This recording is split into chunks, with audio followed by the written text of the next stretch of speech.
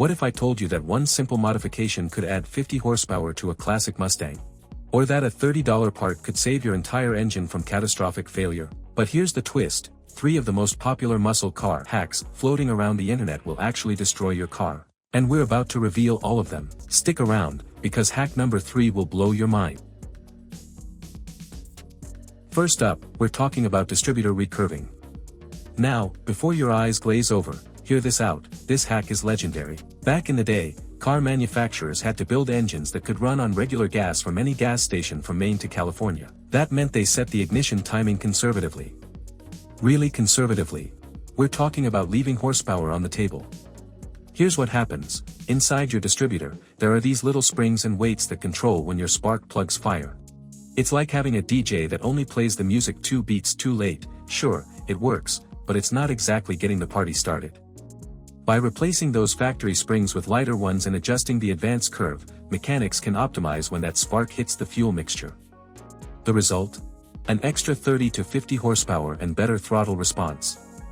Real-world example, a bone-stock 1969 Camaro with a 350 small block typically makes around 300 horsepower. After a proper distributor recurve, which costs about $200 if you have a professional do it, owners routinely see dyno gains of 35 to 50 horsepower. That's a 15% power increase for the cost of a decent dinner out. The best part? Your engine runs better because the timing is actually optimized for modern fuel instead of the leaded gas from 1969 that doesn't even exist anymore. The guys rebuilding big block Mopars in their garages? They'll tell you this is the first mod to do. It's reversible, it's cheap, and it actually works. Remember this one, because unlike hack number 5 we're covering later, this won't blow up your transmission. Hack number 2, swapping to a dual-plane intake manifold. This is where engineering meets common sense, and the results are insane. Picture this, you've got a 1970 Chevelle SS sitting in your garage. Factory big block, sounds mean, but when you punch it from a stoplight, it feels underwhelming. Here's why, many muscle cars came with single-plane intake manifolds designed for high RPM racing. They're great if you're planning to rev to 7,000 revolutions per minute on a track. But for cruising Main Street or pulling away from a stop sign, they're terrible. All that low-end torque, the stuff that pins you to your seat, just isn't there. Enter the dual-plane intake manifold. Instead of feeding all 8 cylinders from one big plenum, a dual plane splits the intake into 2 separate plenums, with each one feeding 4 cylinders. This creates better air velocity at low RPMs, which means more torque exactly where you want it, between 1,500 and 4,500 revolutions per minute. That's the range you actually drive in. The numbers don't lie, a 454 cubic inch Chevy big block with a single-plane manifold might make 420 lb-ft of torque at 3,500 revolutions per minute. Swap to a dual-plane Edelbrock Performer RPM. You're looking at 465 lb-ft at the same RPM. That's 45 extra pound-feet of twist that you feel every time you step on the gas. And we're not talking about some but dyno nonsense, these are documented dyno results from engine builders across the country. Cost? Around $350 for a quality Edelbrock or Holley dual-plane manifold. Installation? A weekend in your garage with basic tools. The gaskets, the bolts, the satisfaction of knowing your muscle car now pulls like it should have from the factory. Priceless. This hack is what separates the people who understand muscle cars from the ones who just watch Fast and Furious movies. Hack number 3 is all about dragging these classics into the 21st century without losing that vintage soul. We're talking electronic ignition conversions.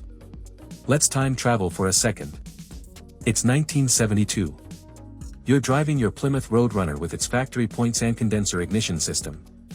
Every 12,000 miles, you're pulling out the distributor, filing the points, checking the gap with a feeler gauge, and hoping you got it right. Miss it by a few thousandths of an inch? Rough idle, poor performance, and the constant nagging feeling that something's not quite right. This is what hot rodders dealt with for decades. Now here's the hack, drop in an electronic ignition module from Petronix or MSD. Same distributor, same look from the outside, but inside? Pure solid-state reliability. No points to file, no condenser to replace, no timing drift. Just consistent, strong spark every single time. The installation takes about an hour, requires 0 permanent modifications, and costs around $150 to $200. But it gets better. Electronic ignition produces a hotter, more consistent spark than points ever could. We're talking about going from roughly 25,000 volts to 40,000 plus volts. That means more complete combustion, better fuel economy, easier cold starts, and yes, a bit more power. Owners typically report 5 to 10 horsepower gains and noticeably better throttle response. The legendary engine builder Smokey Yunick said it best in the 1980s, "Points ignition is like trying to run a marathon with your shoelaces tied together. You might finish, but why would you?" This hack is so good that even the most hardcore purists grudgingly admit it's worth doing. Your classic muscle car will start reliably, run cleaner, and you'll actually enjoy driving it instead of constantly tinkering with timing. Hack number 4 might not sound sexy, but it'll save you from watching your dream car overheat on the side of the highway, upgrading to a modern aluminum radiator. Here's the brutal truth about classic muscle cars: their cooling systems were barely adequate when they were new. A factory 1968 Dodge Charger R/T radiator had to cool a 440 cubic inch V8 that made 375 horsepower.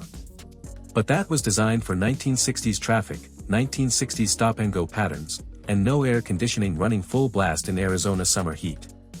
Fast forward to today. You're sitting in modern traffic that moves slower, on hotter days, and that factory radiator is sweating harder than a gym teacher in a sauna. Original copper brass radiators were 2-row or maybe 3-row cores. They worked, sort of. But modern aluminum radiators with their advanced tube designs and improved fin density can dissipate 25 to 30% more heat in the same space. We're talking about dropping engine temperatures from a sketchy 210 to 220 degrees Fahrenheit down to a comfortable 180 to 195 degrees Fahrenheit, even in traffic. Real talk, a quality aluminum radiator from Champion Cooling or Griffin costs around $400 to $600. That sounds like a lot until you price out a blown head gasket from overheating. That'll run you $2,000 plus in machine shop work, plus the emotional damage of knowing you cooked your numbers matching engine block. The aluminum radiator is lighter too, we're talking 15 to 20 pounds less than the copper brass equivalent. Less weight over the front wheels means better handling. It's literally a win-win-win. Plus, and this is the cool part, many modern aluminum radiators are designed to look period correct. Nobody at the car show will know you're running modern tech unless they're crawling under your car. You get reliability, better cooling, and you keep that classic aesthetic. This is how you daily drive a muscle car without the daily anxiety. Alright, we've covered the 4 legendary hacks that'll make your muscle car better in every way. But now we're diving into the dark side.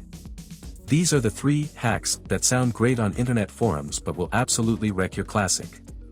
Pay attention, because if you've been thinking about doing any of these, we might just save you thousands of dollars.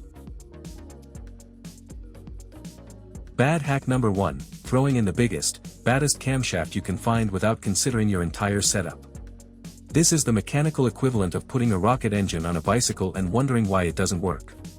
Here's what happens. Some guy on a forum says, "I put a 250 duration cam in my 327 and it rips." So you think, bigger cam equals more power, right? Wrong. Camshafts need to match your compression ratio, your cylinder heads, your intake manifold, your exhaust system, and your intended RPM range. Install a racing cam designed for 6,500 revolutions per minute operation in a street car with stock compression. You've just created a gutless monster that idles like a paint mixer and has 0 low-end power. The oversized cam disaster. Bad hack number 1, throwing in the biggest, baddest camshaft you can find without considering your entire setup. This is the mechanical equivalent of putting a rocket engine on a bicycle and wondering why it doesn't work. Here's what happens. Some guy on a forum says, "I put a 250 duration cam in my 327 and it rips." So you think, bigger cam equals more power, right? Wrong. Camshafts need to match your compression ratio, your cylinder heads, your intake manifold, your exhaust system, and your intended RPM range. Install a racing cam designed for 6,500 revolutions per minute operation in a street car with stock compression. You've just created a gutless monster that idles like a paint mixer and has 0 low-end power. The real numbers are painful. a mild 305 Chevy small block with a stock cam makes around 160 horsepower and gets 18 miles per gallon. Throw in an aggressive 242/248 duration cam without supporting mods. You're now making 140 horsepower, getting 11 miles per gallon, and your idle vacuum drops so low that your power brakes barely work. Congratulations, you've made your car objectively worse and spent $800 doing it. Professional engine builders have a saying, the cam is the last thing you choose, not the first thing. But internet warriors love their big cams, and the result is garages full of muscle cars that run like garbage. Don't be that person. Bad hack number 2, 830 to 930. The cheap Chinese carburetor catastrophe. Bad hack number 2, buying a $120 Holley-style carburetor from an unnamed Chinese manufacturer on the internet. Look, we get it, a real Holley 750 CFM carb costs $500 plus. That cheap knockoff looks identical and costs a quarter of the price. What could go wrong?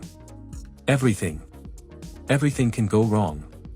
These carburetors use inferior castings with incorrect passages, zinc die-cast bodies that warp under heat, and jets that aren't calibrated to any known standard.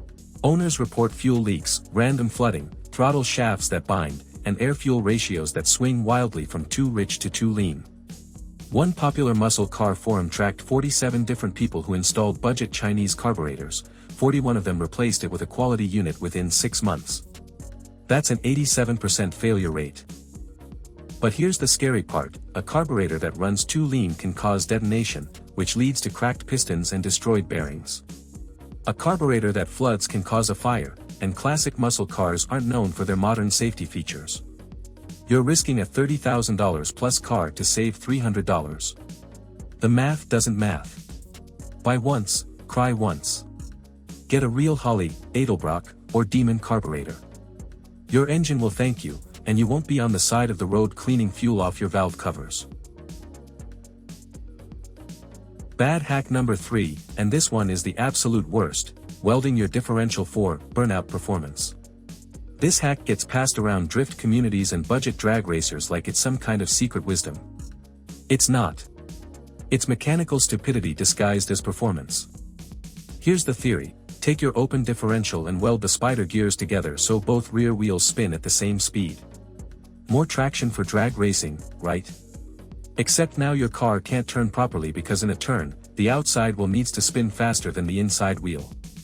That's literally why differentials were invented in 1827, 196 years before the first muscle car even existed. The result? Massive stress on axle shafts, U-joints, and transmission output shafts. Owners report broken axles within weeks of welding their diffs. One documented case involved a 1971 Cuda that snapped both axle shafts during a burnout contest. The car dropped onto its rear end and caused $4,500 in damage. The cost savings from not buying a proper limited slip differential? About $600. The repair bill? 7 times that amount.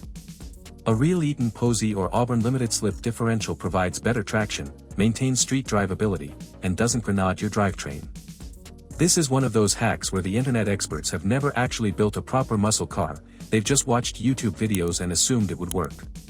Don't learn this lesson the expensive way.